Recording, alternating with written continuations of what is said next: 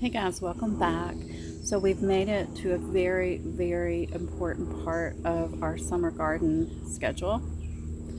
And it'll depend on where you live. You need to look up your growing zone. For me, I'm a zone 7B-ish. So I know that, sorry, it's a mosquito. Historically, my first frost is usually sometime between October 30th and maybe say November 7th. So that's kind of my week of when the first frost will come for me. So today I kind of had a feeling it was getting close to my 100-day mark, and I calculated it, and yes, I'm right at around 101 days or so. Today is like July 23rd, 24th-ish. And so I just inputted that and did a countdown calendar to October 1st. So why October 1st if my potential first frost date is the first week of November? Because I'm taking a whole month off to account for lack of sunlight. Our sunlight is going to dwindle as the days go on, the weeks go on, less and less hours of sunlight. So I take off a whole month. And so right about now, what I'm going to do, I'm going to go look through my seeds. What can I plant in 71 days? Let's say 68 to 75 days. That's what I have left. If I take off a whole month to account for all the cooling off temperatures, the lack of sunlight, the changing sunlight. My sun changes, the trajectory of my sun changes a lot as we go into fall and winter.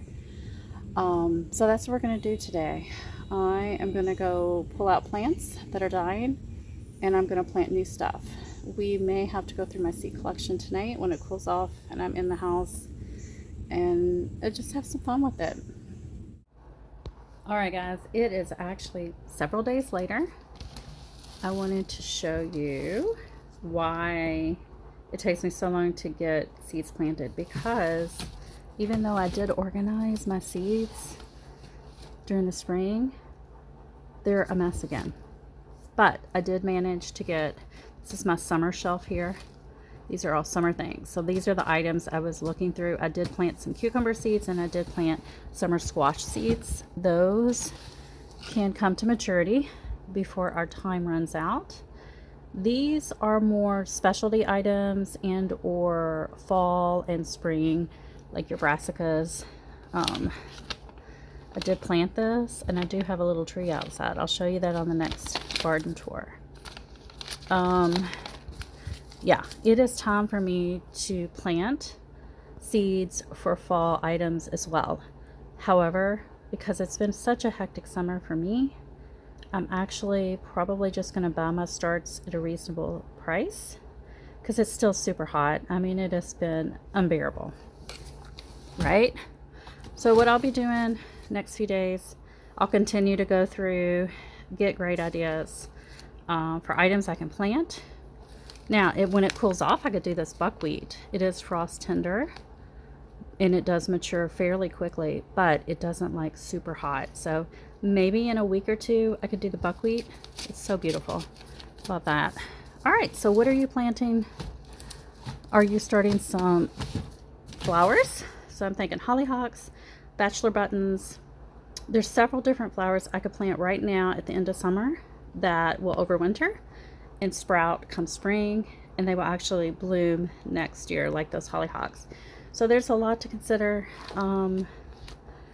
Yeah, you just gotta know your first frost date and kind of know how much time you've got left, and then go through your seeds, look and see if anything will work for you for the days you have left. So give me some ideas. What are your ideas? I'm thinking bush beans, I'm thinking summer squash, and I'm thinking maybe some cucumbers. So we could do cucumbers now still, if I can find some with maturity dates. I'm going to go with less than 65 days at this point, because we're getting farther into July, almost the end of July. So I really got to I got to get focused here. I got to figure out what we're doing. So if you have any ideas for me, please comment below, and I will talk to you soon. Bye guys.